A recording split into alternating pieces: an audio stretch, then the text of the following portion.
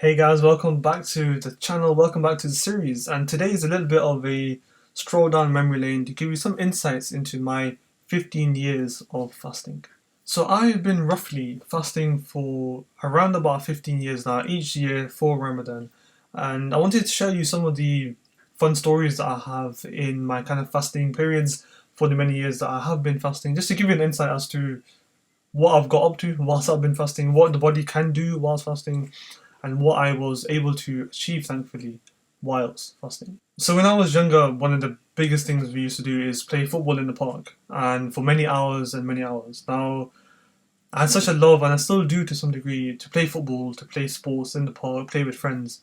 And when I was in my mid-teenage years, I had lots of energy, and believe it or not, I had a lot of stamina back then. I wasn't the strongest, I wasn't the quickest in terms of being lightning fast, but something that I did, I guess, thankfully possess, which my brother probably has even more when he was kind of that age, was stamina. So I could play sports for a very, very long period of time without getting too tired.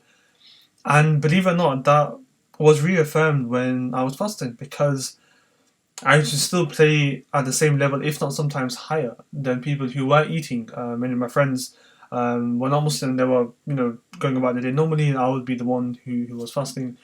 And I remember scoring some like amazing goals, running around people who were tired but they weren't fasting, and I was. And it was interesting to see. I think maybe early on I realized that there's a lot you can do while fasting. There are many things you can't, and I'll be the first to say. But there are many things that you can achieve whilst you are fasting. And I always remember that when somebody asked me about kind of exercise and fitness, that especially at that young age, that you don't have to be limited by fasting, and that was actually maybe making me more healthy because I was burning more maybe excess fat that I might not have been utilizing at that age, and to make sure I don't get fat when I was younger, because if I did, then I would end up getting more fat as I get older. So it was nice to see that I was playing tennis, not that much because my love for tennis wasn't as much as it is now. But plus, I didn't have access to play tennis at the time. So many of you who followed me on Instagram or YouTube know how big of a tennis fan I am. But at that time, it was purely just football, cricket sometimes. But I also wanted to give you insight that I did a lot of running, a lot of sweating, and playing from the park for hours whilst I was still fasting. Another thing around that time, so around when Ramadan was, it was in kind of exam season. And I realized that there were many times that I actually did well in exams. Sometimes I did poorly, maybe because I wasn't revising well or the topic wasn't something that I enjoyed much. But it gave me an insight that, and many people actually have fasting as a way to improve their focus, as I mentioned in one of the episodes early on in this series. And that made me realize whilst I was putting this video together that there were times where I felt I was more focused, my memory recall was better whilst I was fasting without being worried about, oh, how can I not eat whilst I am doing an exam? But I did it for many, many years, and I'm now thankfully at a point where I've had a successful teaching part of my, studying part of my life, from A levels to university to PhD, and each mode I was getting better. I didn't do too well in my A levels, but I did well enough to get into university. Then in university, I really kind of screwed my head on together to get into doing PhD, and many of you know about my PhD journey, which is on a YouTube video. If you guys haven't watched it or you're new to the channel, check out it over here, my PhD journey, to where I am now. Even though it's not easy having three jobs, but it maybe give me an idea that the amount of studying you can still do while fasting, the amount of improved focus you can potentially have. And whilst I was again making this video, I made me realize that, oh, actually, there's a lot you can do whilst you were fasting. But then, even kind of like trips, I went to a trip, I think of just actually a few years ago, to Snowdonia with a friend, and me and him were fasting. We drove, I think it was just over 3.5 hours there and back in the same day, and we kind of broke our fast next to like a river fall, and it was nice. Something we just had dates and water, and it was great because I got to see some nice scenery, took some pictures. It was a nice day. We were talking, catching up on the way there and back, and I did that whilst I was fasting as well. And I wasn't feeling hungry or should I stop and get some food? Because I think we were just kind of enjoying the day, and we were both used to fasting for many years, him even more so than I. And it was a nice experience, again, whilst fasting. There were some times in the past few years, even recently, even a kind of few years ago, where during my PhD, I used to normally you would eat once you broke your fast, and then eat maybe again, and then eat just before the next fast starts.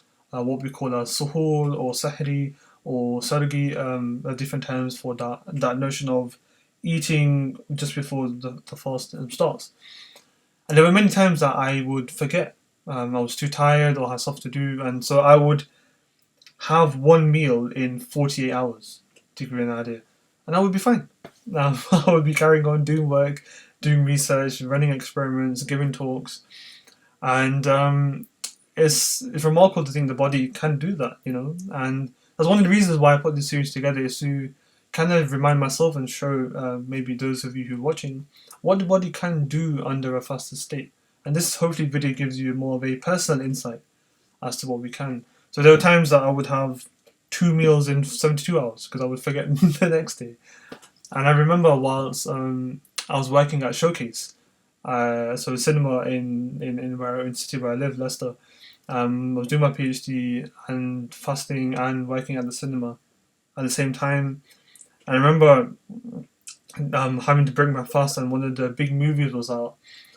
And I remember walking into the cinema, into one of the screens, and even though I probably shouldn't have, but the audience members walking out, and I'm there eating on the way in, and I was like, I should have just waited a bit, but I was so hungry that day that I just ate, walked in, and trying to like hide myself so people are not looking at me while I'm eating, because it's not ideal, but I had to do what I had to do, And there are many times where I was sitting in an empty screen because the screen is not ready yet.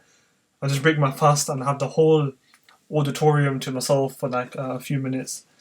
So yeah, I think another thing was the different places where I broke my fast: in the car on the way to home, in the lab, well, not in the lab, but in the lab office, grabbing something from the shop and then eating on the way out as a way to break my fast. Yeah, so many different funny stories about places where I broke my fast as well, because I used to be so busy in and around that time sometimes. And lastly, 2 years ago, I made this series, which was kind of 30-second video on LinkedIn. And now this year, I have made, hopefully by the end of this series, 60 videos in under 30 days, on different benefits of fasting, different topics. And I've done that whilst I've been working, whilst I've been fasting. As you know, those of you who followed the channel and the series so far, there was a very heavy loss in my family in between fasting. So I didn't record any videos for a week. So I've done all of this essentially in 3 weeks. And this gives you an insight as to what you can do whilst you're fasting. I've made all of these videos, edited the videos. Some of these videos have had pop-up, transitions, screen grabs, screen shares, a lot of editing required for each of these YouTube videos, as well as a separate independent Instagram reel that summarizes said episode. So this gives you an insight as to some of the experiences I've had whilst I've been fasting. So I hope you enjoyed some of the stories that I talked about in this episode. If you have, let me know your comments in the comment section below. If you want to follow me on Instagram, like I always mention, please do. It would be amazing for me and my progression to share, science-based information in the form of fasting for this little series so far. And if you want to subscribe to said channel, do let me know, and do hit that little subscribe button and the post notification bell so you don't miss out for the future and final episodes of this series. So in any case, I should let you crack on, and I should hopefully see you for the next episode. Take care.